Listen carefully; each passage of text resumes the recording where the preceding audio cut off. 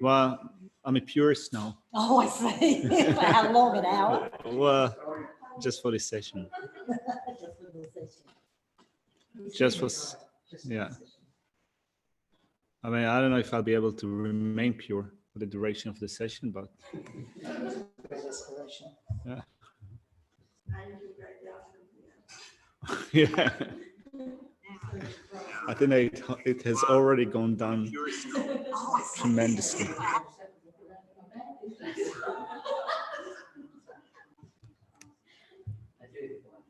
All right, let's connect it to the screen.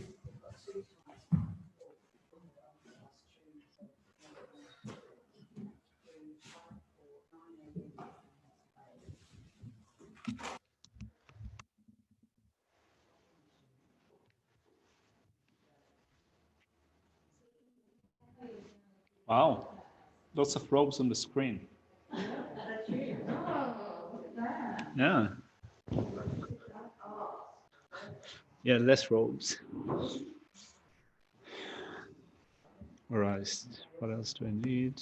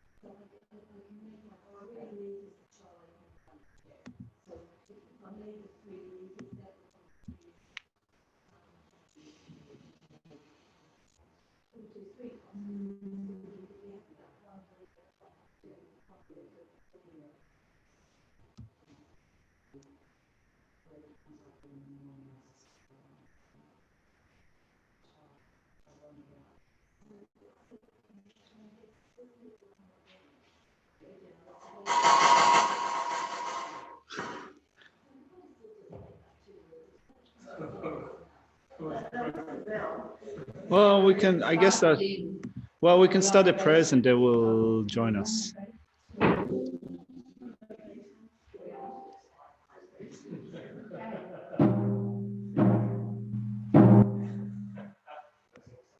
All right, let's start the prayers. We'll start with Manjushri.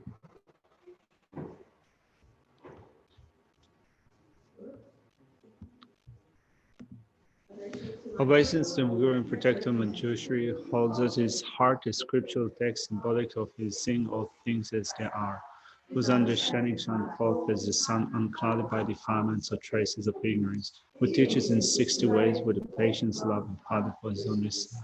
All creatures caught in the prison of samsara, confused in the darkness of their ignorance, overwhelmed by their suffering.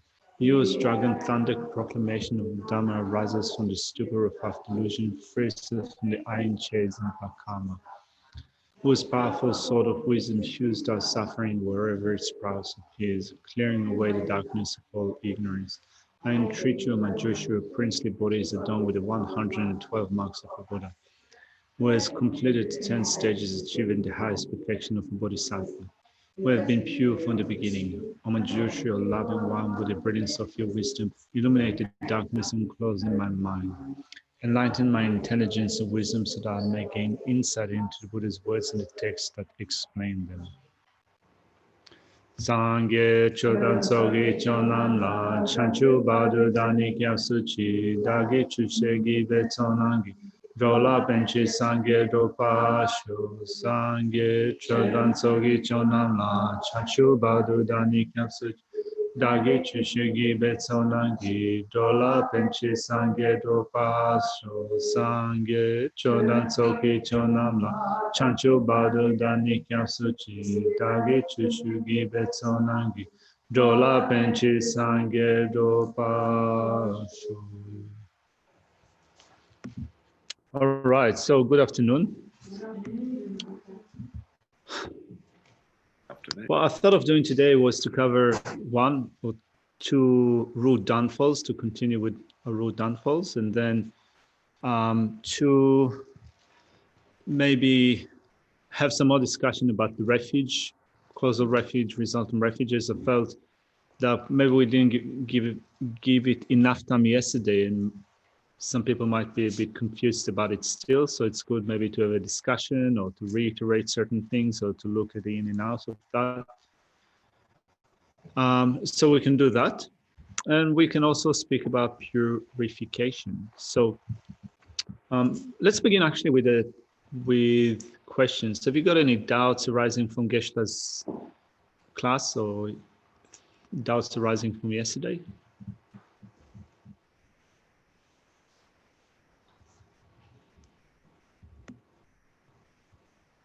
All right, so no apparent doubts. So let's do a couple of root downfalls, or cover them at least, not do them, just cover them. Yeah. So let's just kind of recap what we spoke of so far. So not only we spoke about the first four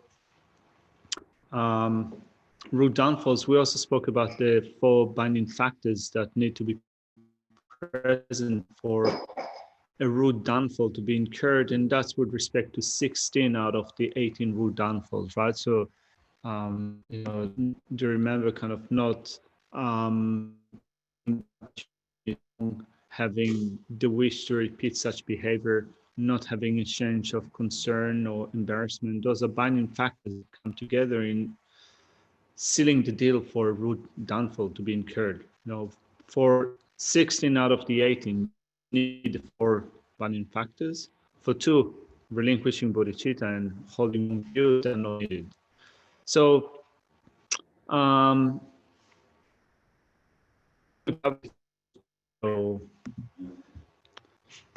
first 4, praising myself and belittling others, not sharing my wealth of the Dhamma.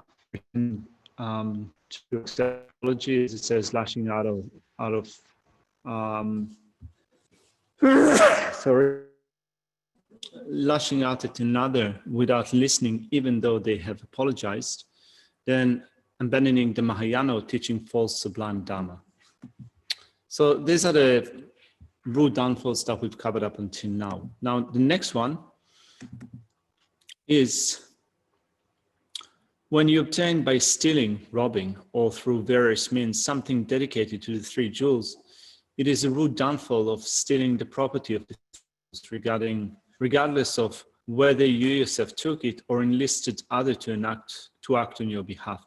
There is a root downfall for properly stolen property, stolen from each of the 3 jewels, making 3 altogether. So it's quite straightforward, but I think that there are still probably things that we can mention, drawing from not only from what this section says, but also from advice that we got before here in other teachings. So to begin with, there is a particular word in Tibetan language. The word is kor, and it refers to offerings that were made by faith, right? So it's not K-O-R, yeah, kor. So offerings that were made by faith. And those offerings are made either to a monastic community, but it can also be made at a temple or to the altar. So we have offerings that were dedicated to the Buddha, the Dhamma, and the Sangha. And those offerings were made by faith. So it is considered to be a root downfall if you steal that kor, which means offerings that were made through faith. So offerings dedicated to the Buddha, I think that probably, you know, here on the altar we have statues of deities or things that represent the Buddha's mind. No, we have representations of body, speech, and mind. People make offerings to them. So taking away those things without having permission to do that, those are things that were dedicated for the 3 jewels, is considered to be a root downfall.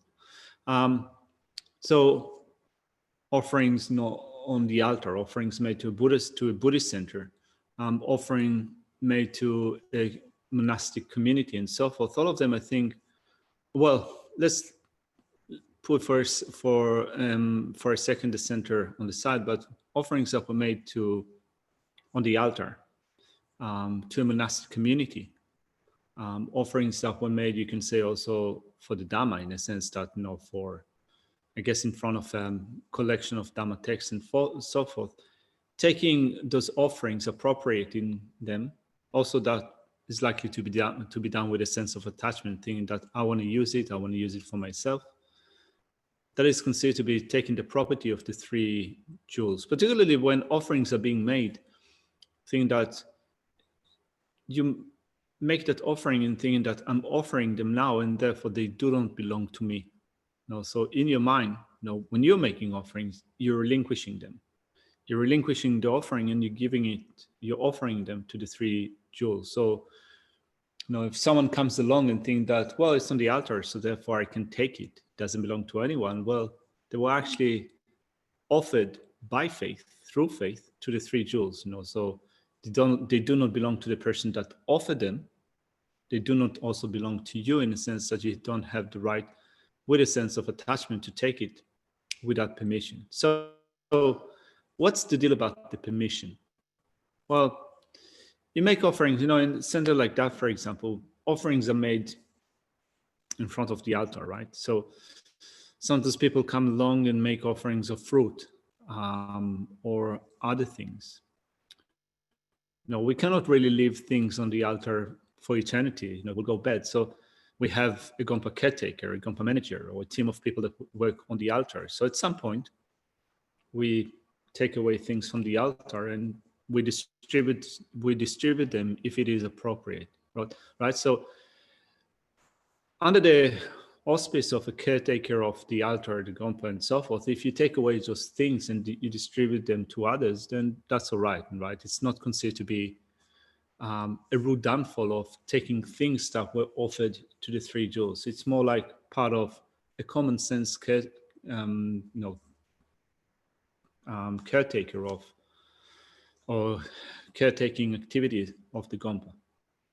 Now, there are things that are also offered to the community, and this is actually something that is sometimes that is quite difficult to really judge. So we have kind sponsors, kind people that make offerings, and sometimes those offerings are not quite abundant. So they're made to Sangha community, they're made with faith. So then this whole gray area, what happens with leftovers? Can you give them to others? Can others use them if they're offerings that were made through faith? There's a lot of gray area here. And I think that I'm not the one to kind of lay down the law definitely or confidently and say that you cannot do particular type of things. But sometimes there's a lot of gray area. We have, during COVID-19, we had quite a lot of generous sponsors that offered food for, I think, mainly to the monastic community living here at Chimerzik Institute. But, we also have a community of residents there, brothers and sisters. We share everything, they, take part of the daily activity in the same way as us. So, in that sense, we share stuff. So you might wonder, if I take offerings that were dedicated to the Sangha, is it all right for me? Or is it not all right for me? I think that, I don't think that I can give a definite answer, yes or no. But sometimes when I look at the way that I behave in certain situations, sometimes I go on the cautious side. If I cannot determine a particular thing, I think that, well, it's better. I can miss out on an opportunity to enjoy that. I'll just be on the careful side. But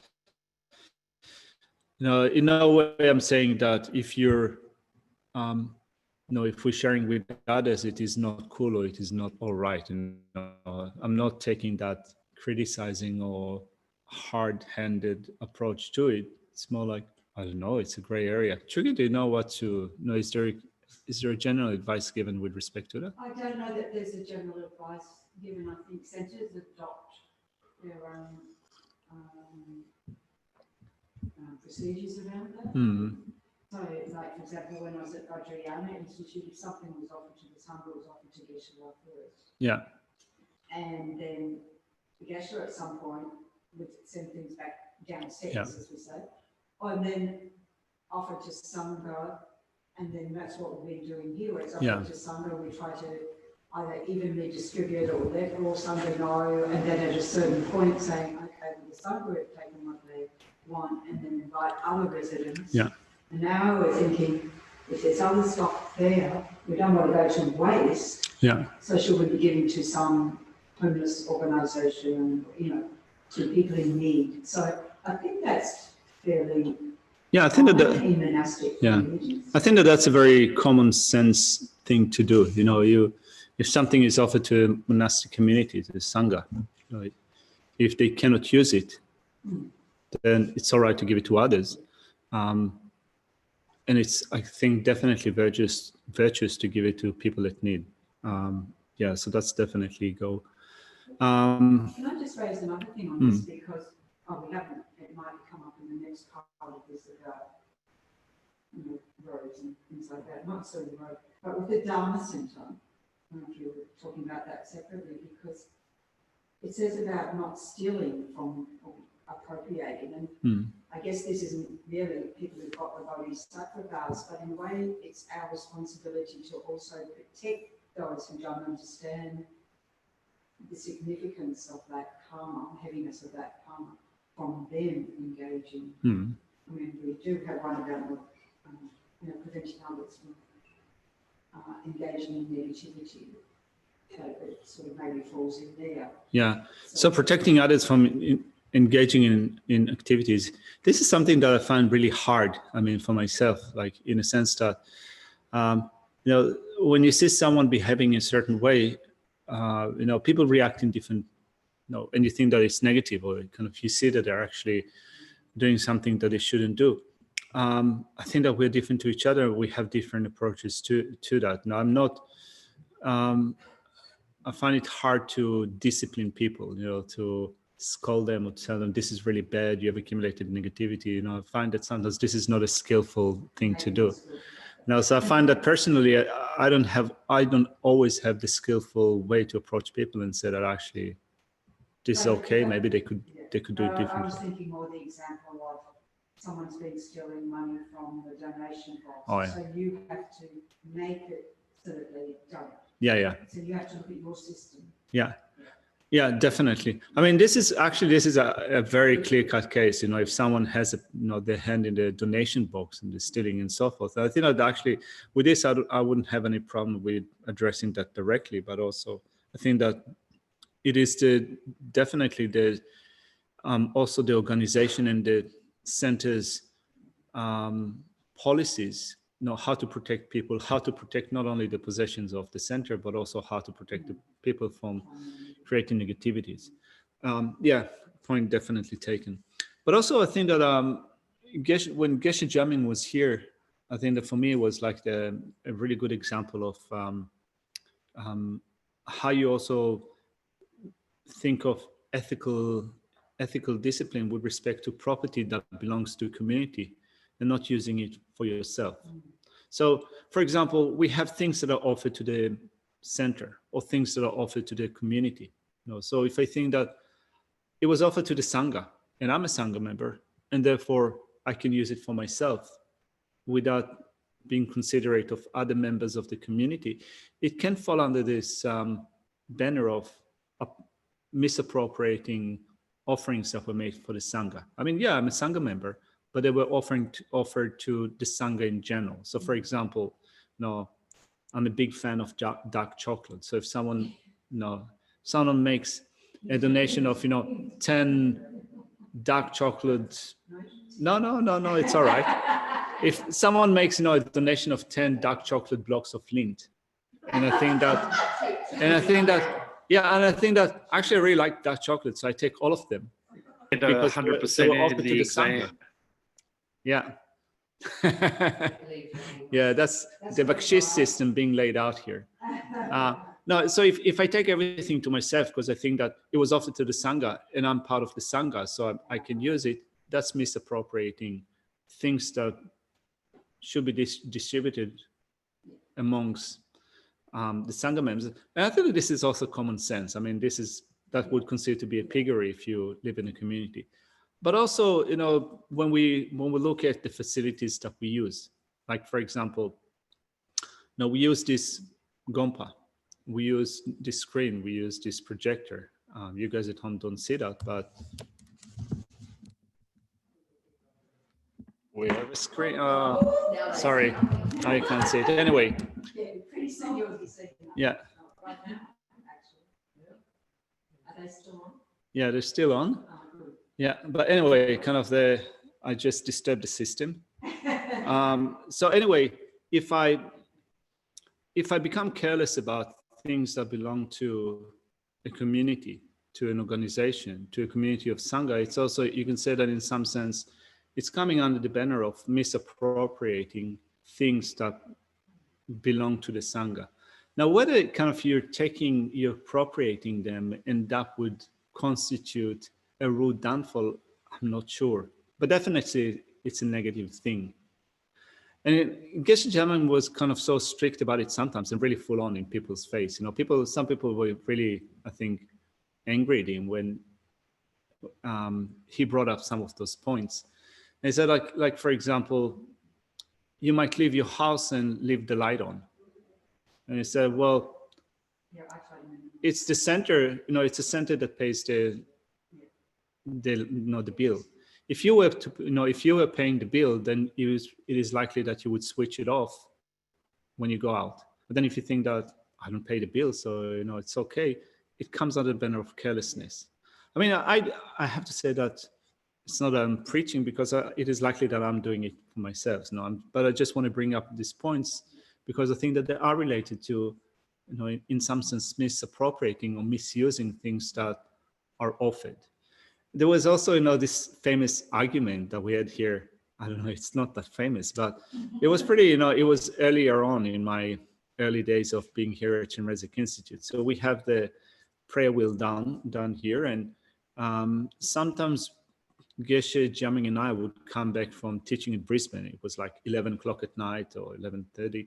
And all the lights were on. And Geshe looked at us and said, like, what's the deal with that? Why do you leave the lights on if we have to pay electricity? And then people were saying that it is light offering to the prayer wheel. It is light offering to the deities of inside the prayer wheel house. And Geshe Jiaming was saying, do you pay, do you give donation for the electricity? Do you yourself pay for the electricity if you want to make that light offering?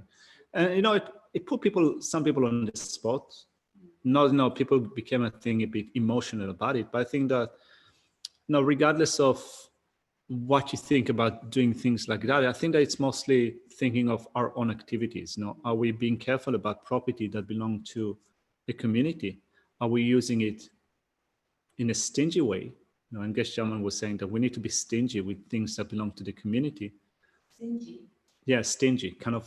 We need to not be too lavish. Yeah.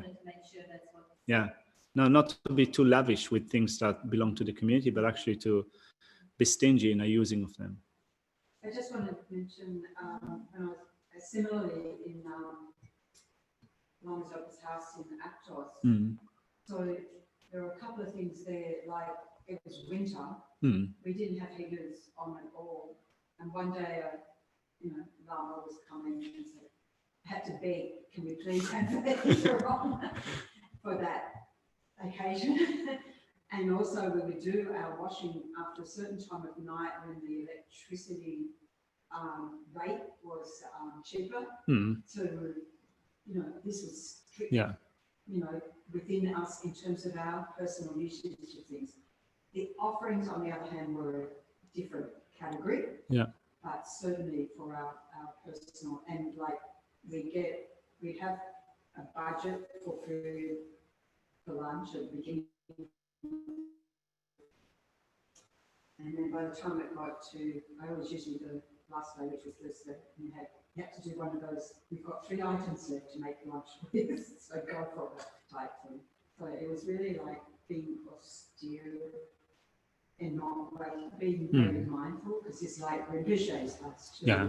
And Rinpoche does that. He says, well, of course, in one way, all FPMT centres are non-resorted centres, but if he makes a point of going to the shop and paying for things or making sure they're paid for and things like that. Yeah, actually, when I look at things that I have been doing, had been doing, Geshe steering was here for also, for 20 years. When I was working with him and he had to, he was teaching a new text and it needed to be photocopied, he made it a point to give me money for the photocopying, although this is an expense of the study program. And it wasn't for me, it was for him. It doesn't matter. It didn't matter how much I said that it's part of the program. You don't have to pay for that. It was like really adamant that he doesn't want to use resources of the center. So I think that things like that probably for us set some example. The thing with that, I mean, I understand what you're saying. I do understand what you're saying, and it's something that I like the common sense approach. And I'll just give you some examples. Like when I came back from India and I went straight into isolation, my offering was pretty well empty, and I asked for some more offering, which was given to me from the offering in the Gompa. Like, this is the grey area. And also recently, a fellow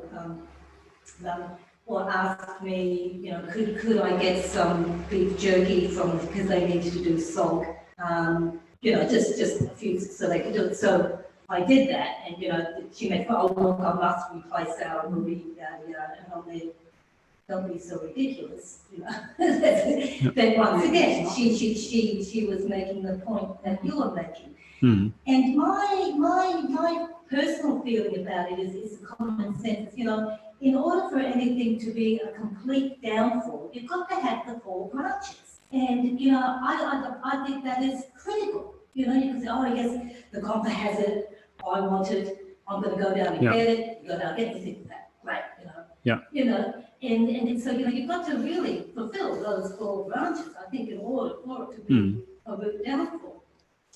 And my way of looking at it, and this is something that I have made up, is that I look at the three spheres, the emptiness of it all. It's particularly when it comes to small amounts, like a 20 mils of alcohol, 3 things of beef jerky, and that's often what it is. It's that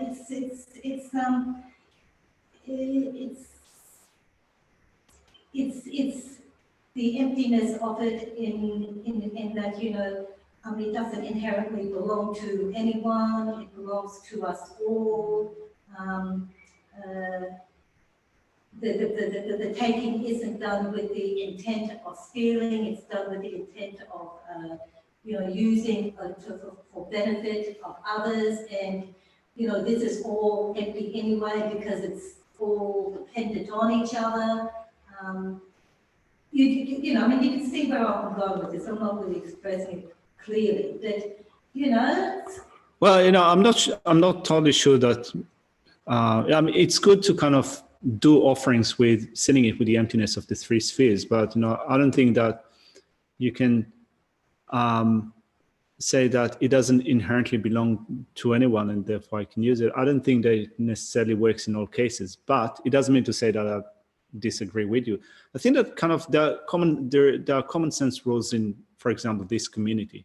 When you think of appropriating things that you shouldn't appropriate, and that would constitute a root downfall, I agree with you that with certain things, it wouldn't constitute a root downfall. Like, for example, if we have a common agreement here that if you're in retreat and you're missing some stuff for your offering, and you take some from the Gompa, we would not consider that as stealing. We would not consider that as misappropriating and so forth. If someone needs a small piece of beef jerky to do their inner offering practicing, and we're giving it to them, in our engagement with each other or in this community, we would not consider that to be stealing, then it's all right.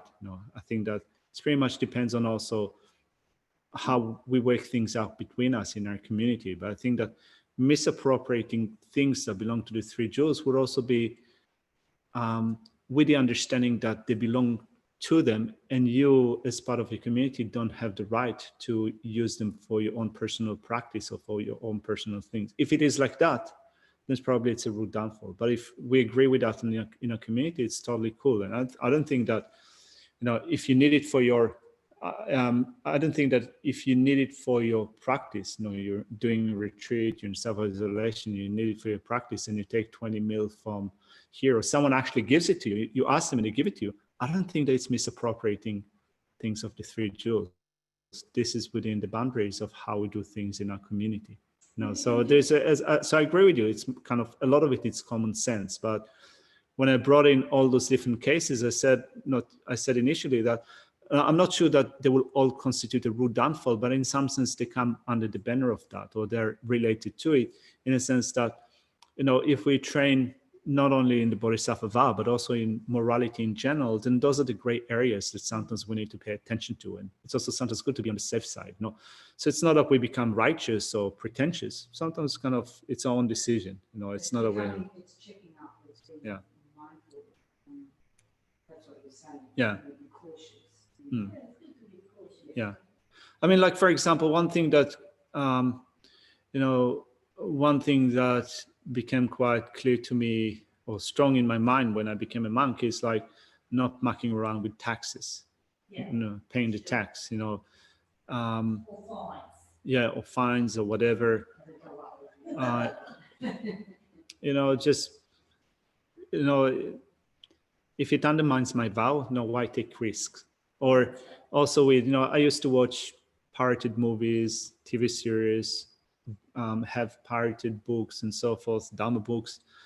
When I before becoming a monk, I started to feel uncomfortable about it. Now, it's not that I'm going to preach to others not to use it, but I think that for me, I didn't think that it is the right thing to do, and even more so when I'm a monk, it seems that it wouldn't be right for me, for my ethics, to use it. So this is a thing that is,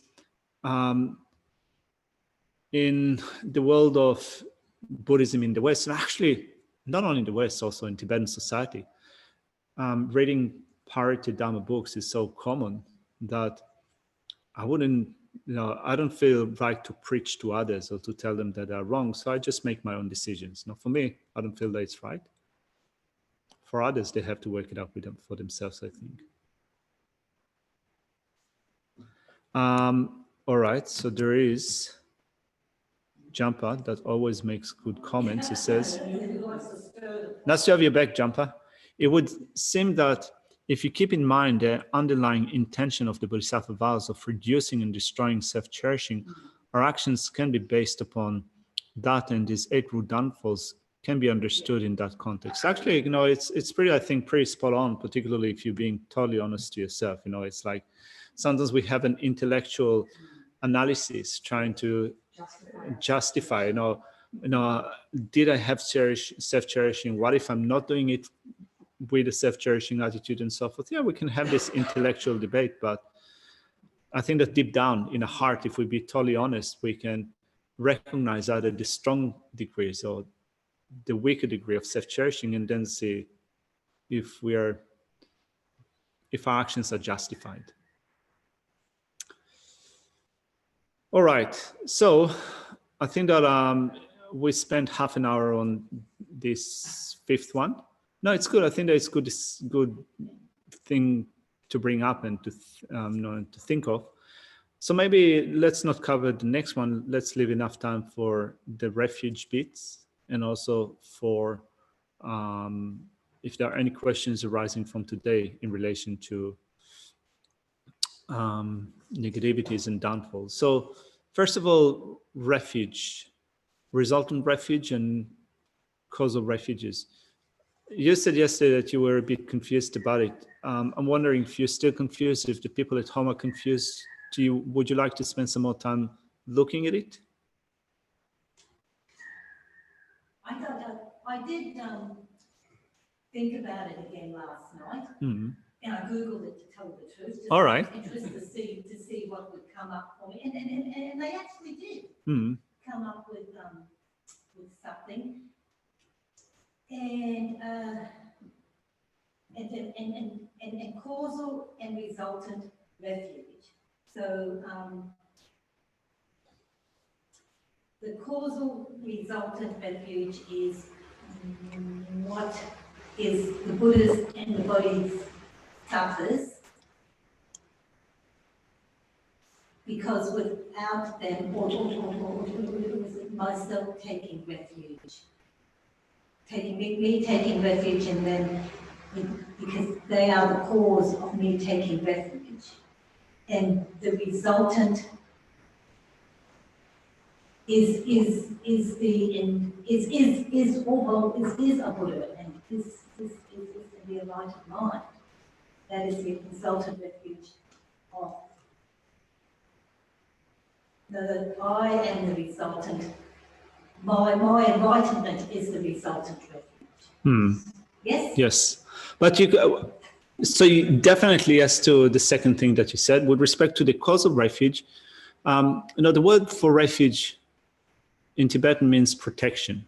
So there are the things that are causes for your own protection. So a Buddha is a cause for my own protection because the Buddha taught what I need to do. So from the point of view of being a teacher, a guide, is a cause of protection.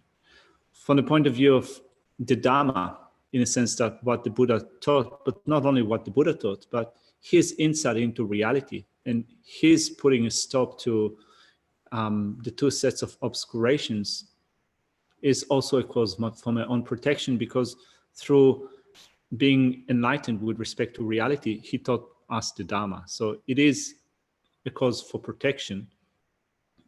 And also the Sangha, either Arya Buddhas or other Arya beings, also cause for my protection, because, like, for example, our spiritual teachers, all our spiritual teachers, they teach us what we need to do.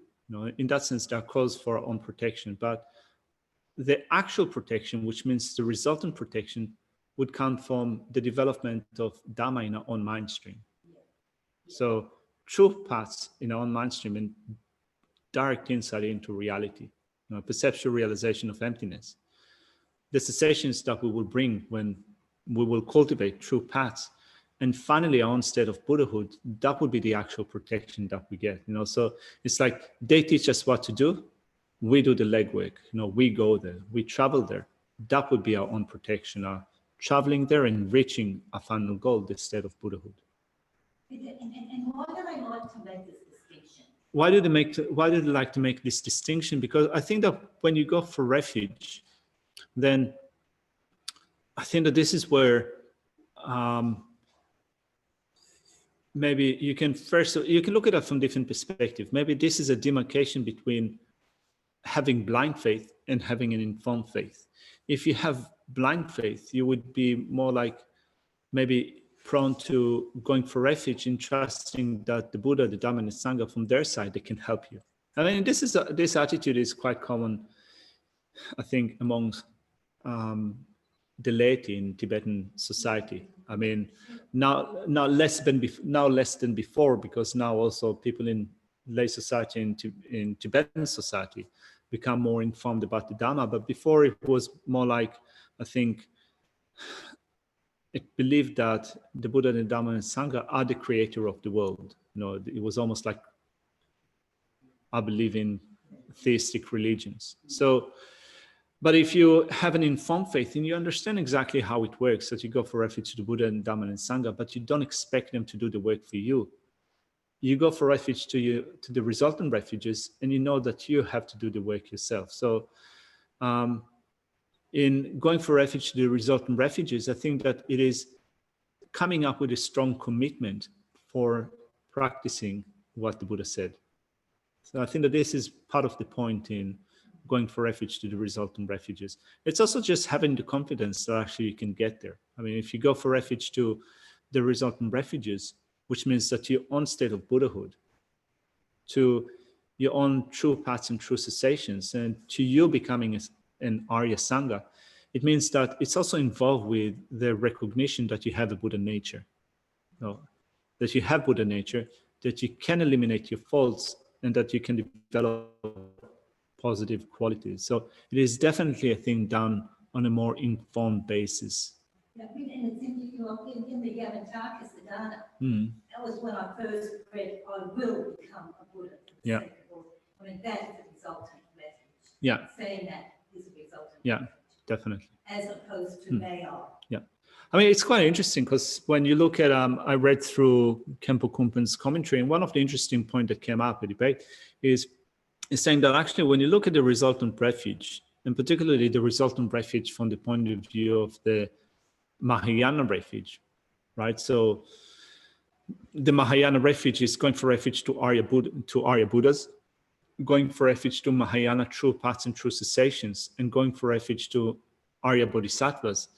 Then one of the points that came up is like, actually, how then can you make a distinction between bodhicitta, the wish to attain the state of enlightenment for the sake of all sentient beings, and also committing yourself to do what needs to be done in order to get to the state of Buddhahood?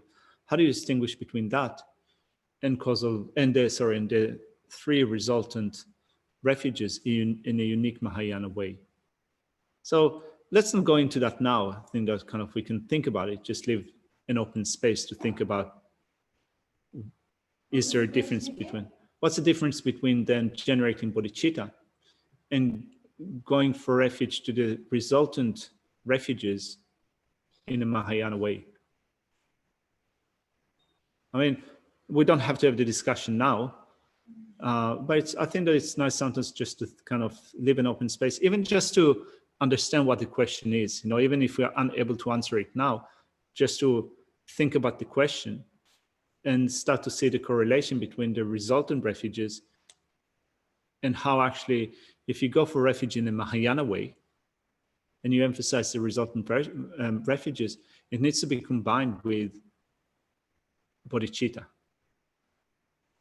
So, how does Dharma change from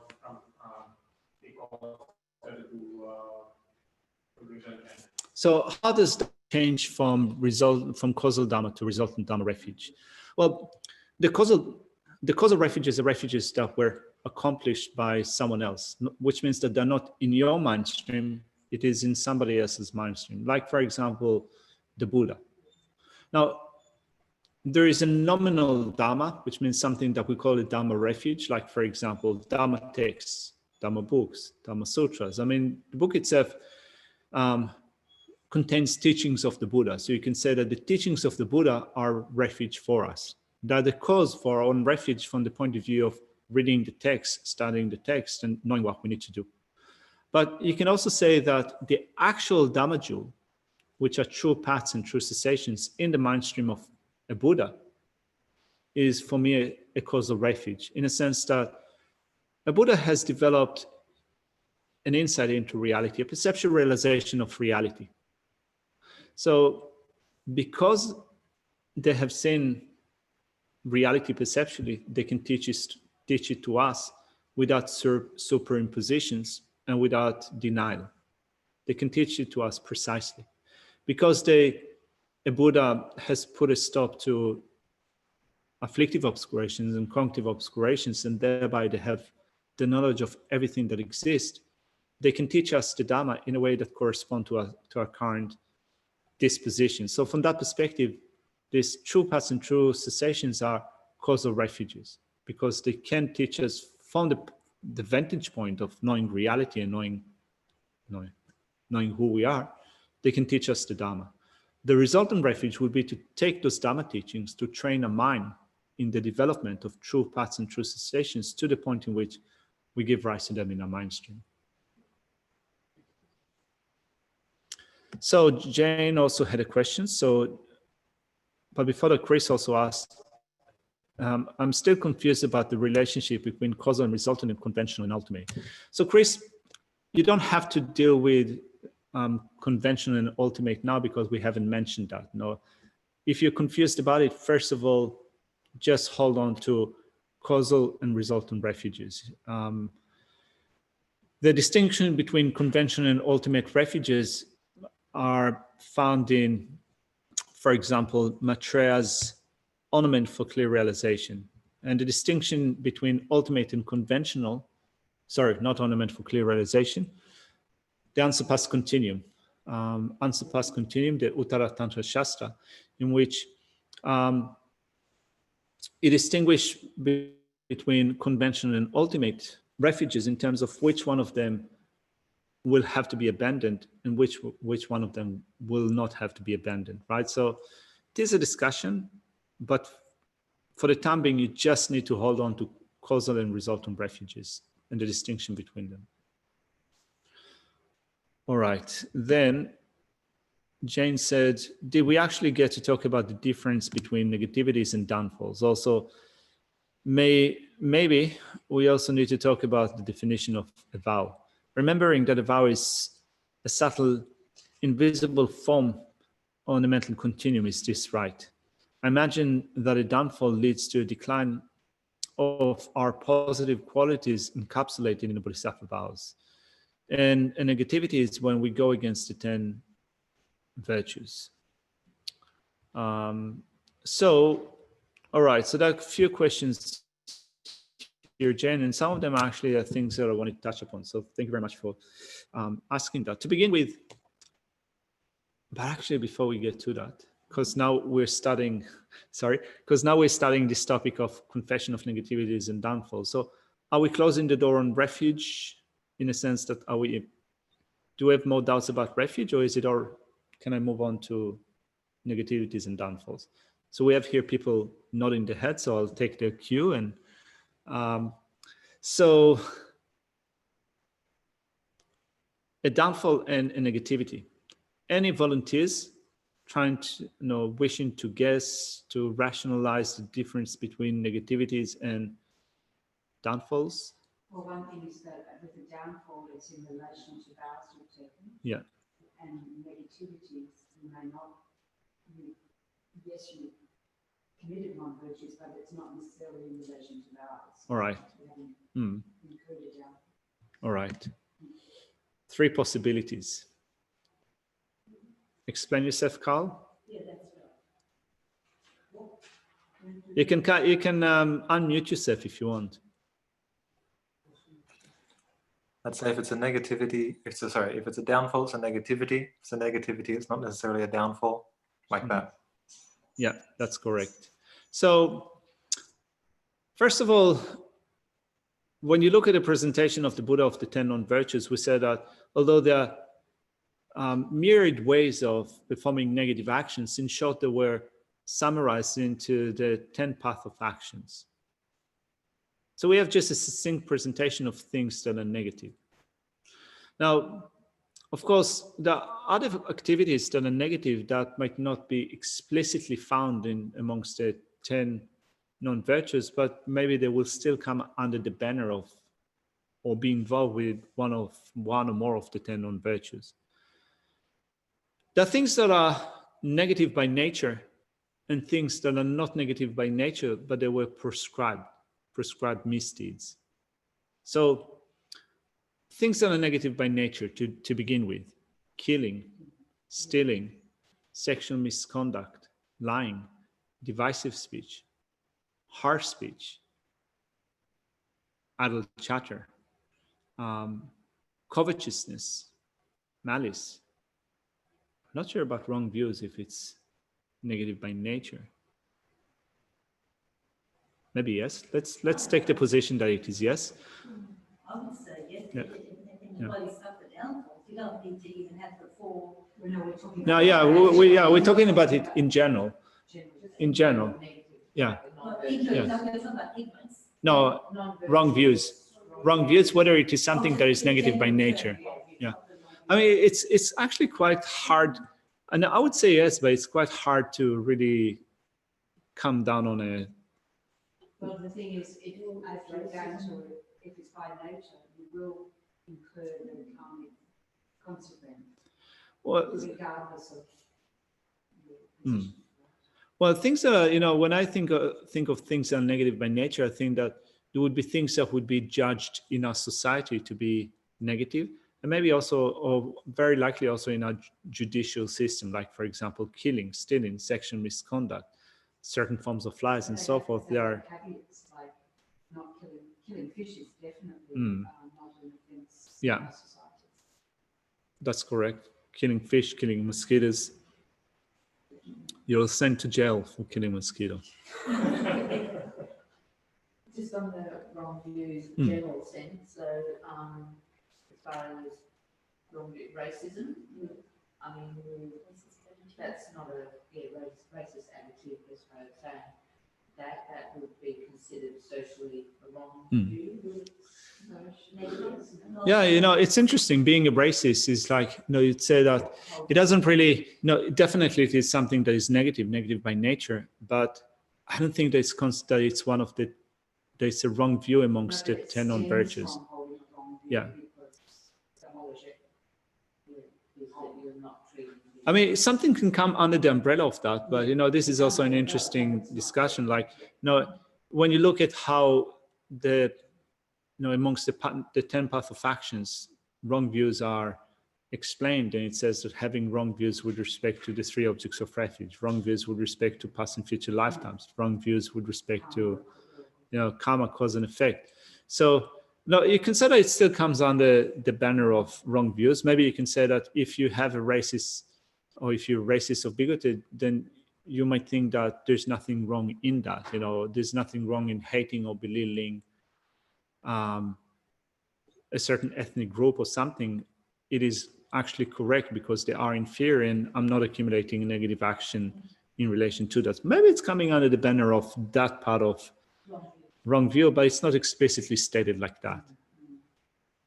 Anyway, so we have things that are negative by nature, in a sense that not only the Buddha described them as negative, but also many of them in, I think, our daily day-to-day lives that are considered to be negative in our society, but also things that are not deemed to be negative in our society can still be negative by nature, like killing fish, killing animals, and so forth. It could still be natural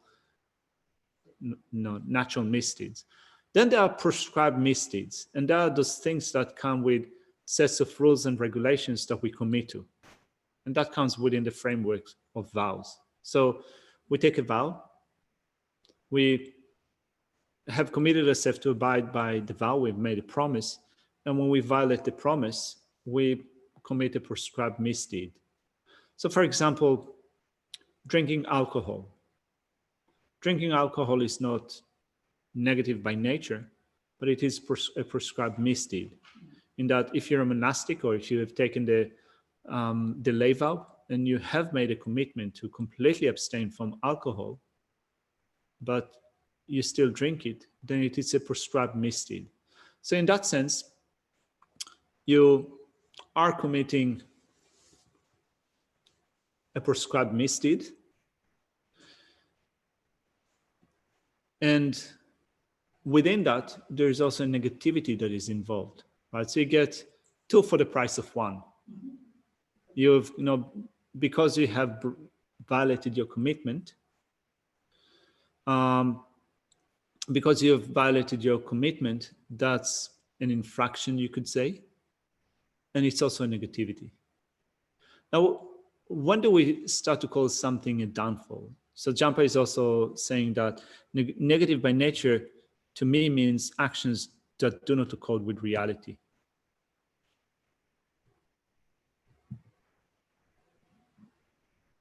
I think that it's a nice way.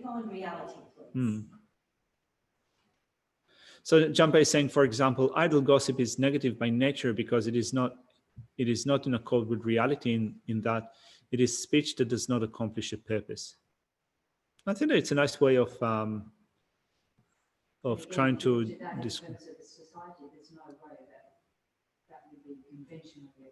Yeah, so there are things that in society are not conventionally acceptable as negative, but it doesn't make them not negative by nature. Yeah. There are many things, I think, in our society, like, we live now on a society, when you look at the news, for example, that fuel division between people, latch on to different statements and make them divisive. This is the way that the current media is working, so I think that we do not necessarily see that as negative by nature. Some people do, but in general, since this is the premise now of social media, other media. So things can still be negative by nature, although in society they will not necessarily behave like that. So Eva is saying downfall leads to going down to at least one notch to a deeper hell, etc. So the etymology of a downfall is that it does lead you to a miserable state of existence. Since you fall down from this rebirth to a miserable rebirth, not necessarily only hell, but maybe an animal rebirth or or or hungry ghosts, then you can call it downfall. Jampa is adding to that. Maybe Instagram is one big idle gossip platform. Yeah, and I love it dearly. So from that perspective, so this is the etymological explanation of the downfall. Now, it's actually kind of things can become quite murky, in a sense that, is it that any infraction in relation to a vow that we have will send us to a miserable rebirth? I mean, is it that even the slight infraction of a vow would be deemed as a downfall, in a sense that today Geshe-la mentioned the three parts of an action. So we have the preparatory part in terms of the intention, the motivation. We have the actual performance and the culmination of that. So I said we are still governed by anger, attachment, and ignorance. So a motivation might be there, but you stop yourself from acting upon it. Or even if you act upon it, you know that it's wrong, so you don't rejoice in that. The concluding part is missing. So if you stop yourself from doing an action, if you don't rejoice in that, and then you also kind of apply yourself to a process of purification, do you still call that infraction of a vow? Do you still call it a downfall? You still have to restore. Yeah. You still have to apply yourself to a restorative process. We have sojong, we have other rituals for taking upon yourself a vow again. So we have those procedures for doing that. But the doubt that I'm bringing up here is that we have things that seem to be slight, and we don't downplay them. There are infractions of the vow, but whether they will constitute a downfall literally, in that will definitely lead you to a miserable state of existence, maybe yes, maybe no. In general, you can still call that a downfall because you have done something in relation to a vow. What it says in our recite is that you've weakened. Yeah, you have weakened the vow. Slippery slope. Yeah. So it's not necessarily a complete downfall, but you've weakened it. Yeah, you have weakened the vow. And it's not because you haven't got also subjections to the four conditions that must be present. Well, because there is throwing karma. Now, in order to have a throwing karmic seed, you've got to have those four branches. Well, throwing karma can be done also if you don't have a vow. Like, for example. Yes, that's right. Yeah. Yeah. What is throwing karma? What is throwing karma?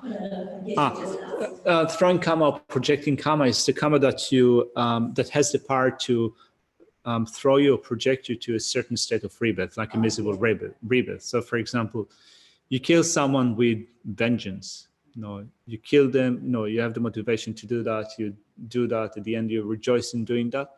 Bang, miserable state type of rebirth, projecting karma. But in order for that to, so that has the capacity to be a throwing karma. But the only way that can be a throwing karma, a throwing karma which comes to fruition, is if at your time of dying, you think of it. Oh my God, I did that. And, no, actually, if you have a miserable state of existence, if you have a non-virtuous state of mind, that's why, if you have a non-virtuous state of mind on the verge of death, that can activate it. So it doesn't specify which one. So for example, it could be that you've killed someone with vengeance, then on the verge of death, you're enraged by someone. So, anger could be something that fuels, that activates, that throwing karma. Yes. Anger would definitely activate, Hmm. yes, so, Yeah. so, it's one of those things, because we know this, it's really important. They say it's so important that you can habituate your mind with a bodhicitta attitude at all times, wanting to benefit for others, and that it's so important that when you're dying, that is the way you are thinking. And it's always really good to check on. If you have a near-death experience, or say in an accident or something like that, just what are you thinking just before you think you're going to die?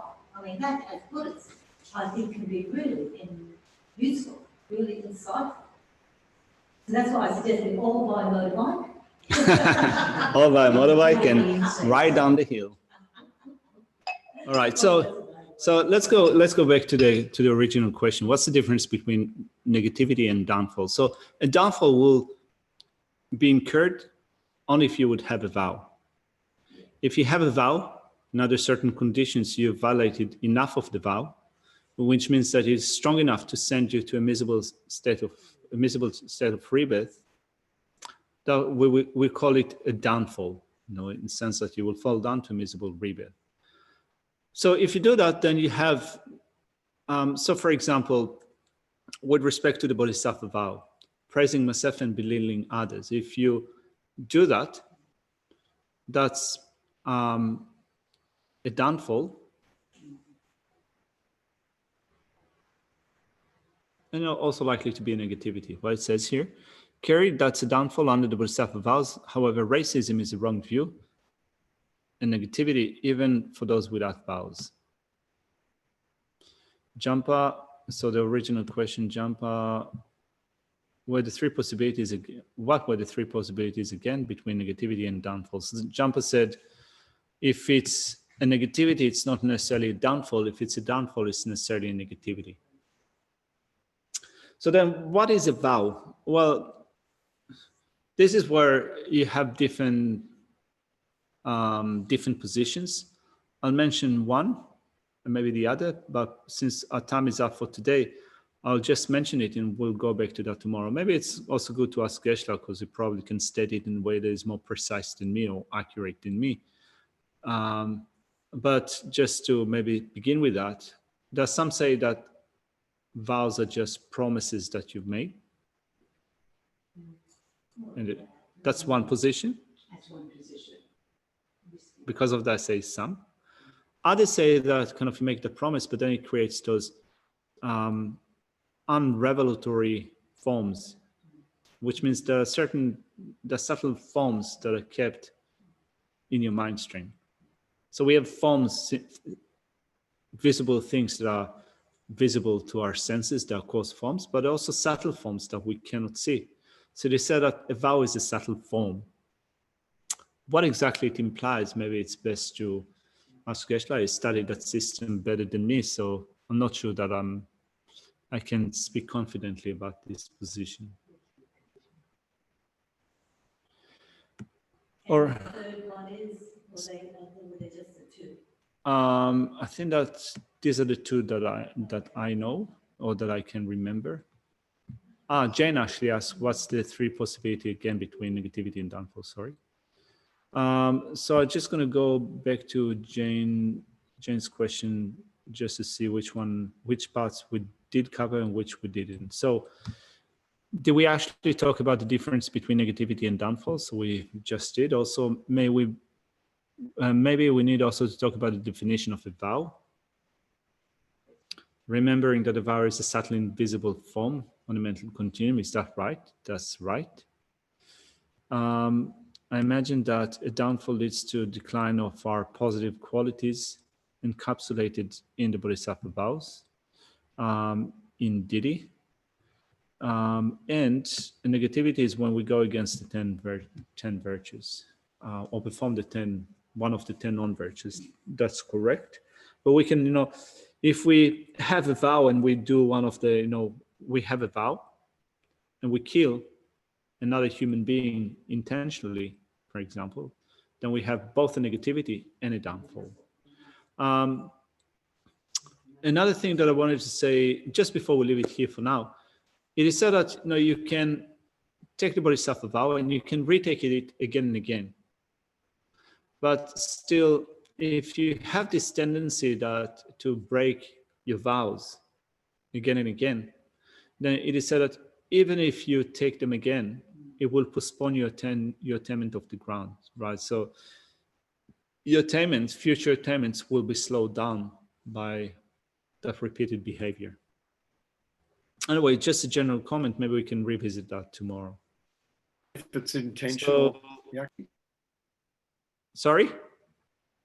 Only if it's an intentional breaking of the vow, because remember, you have to have those 4 conditions, and one of them is that you have you've rejoiced in breaking it, or or is it, what about if it's just something that you didn't realize that you were breaking it? I think that probably you have to look at, I can't think of now a kind of a case where you unintentionally broken the vow to the point of view in which you don't have it anymore. I mean, particularly when I think about it in terms of, an ordination vow, for example, in order for an ordination vow to be broken to the point in which it is irreparable, then you need to either have engaged in sexual activity of certain sort, not with yourself, but with others. You need to have killed another human being intentionally.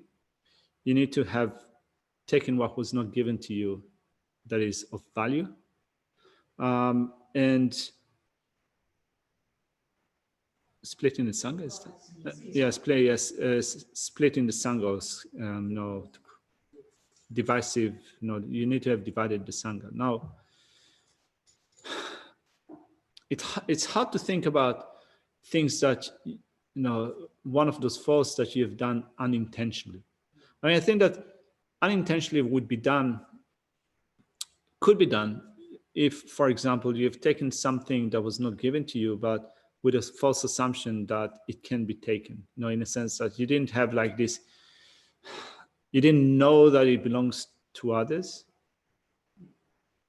Or, someone told you that it's all right to take it, but at the end it wasn't all right to take it. You can come up with those different scenarios and investigate them, whether that constitutes a defeat in relation to your vow. But other than that, you might have certain infractions, certain things that you've done, but you still have the vow, but you need to fix it. You need to repair it.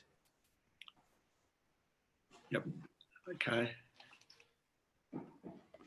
So cutting the Bodhisattva vows from the root is a downfall and negativity, ending in a miserable rebirth. Well, cutting the Bodhisattva vow from the root means that you've performed a full downfall with the 4 binding factors being complete.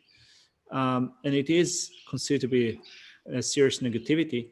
And according to the etymology of the word, it is a downfall. It does result in a miserable rebirth. However, for that, we have purification procedures. And as Geshe said today, the most important thing is to recognize mistakes for being mistakes and then to generically break for them.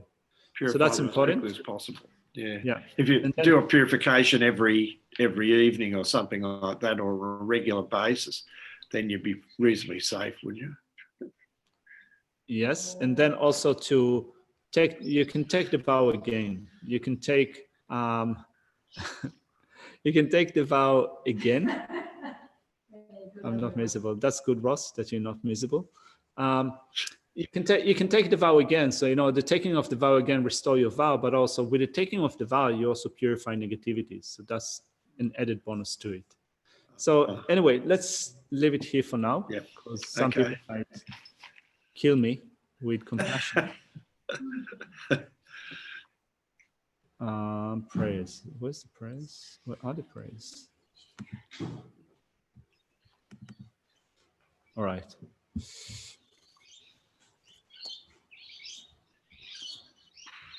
Gewadi nyududa lama sangye drugyune dowach yamalu.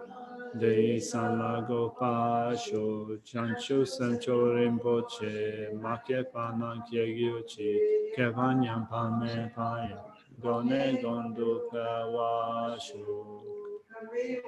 Kowe Shinkamdi, Pendanda Malu Juene, Chenresi Wan Tenzing Yatsoi, Shape Site Padu Tengyuchi.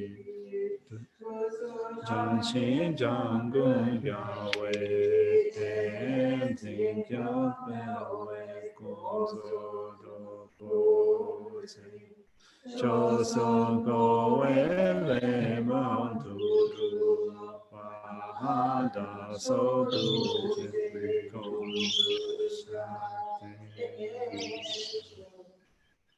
Thank you. See you tomorrow. See you tomorrow. Thank you. Thank you. Thanks, Carson. Thank you. Thanks, Jampa. Good to see you, Jampa. Hey, Terry. Thank you. Hey. Terry. Bye-bye.